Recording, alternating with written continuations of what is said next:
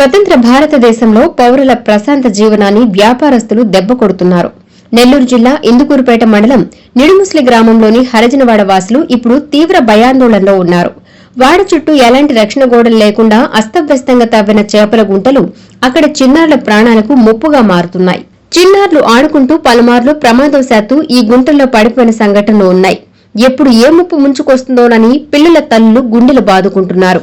ఇప్పటికైనా స్థానిక శాసనసభ్యురాలు వేమిరెడ్డి ప్రశాంత్ రెడ్డి మరియు సంబంధిత అధికారులు వెంటనే స్పందించి గుంటల చుట్టూ రక్షణ గోడలు నిర్మించి తమ ప్రాణాలను కాపాడాలని హరిజనవాడ మహిళలు కన్నీటి పర్యంతమవుతూ వేడుకుంటున్నారు. వందనాలమ్మా, మాకు న్యాయం చేయమ్మా. 200 కుటుంబాలు ఉన్నాయి.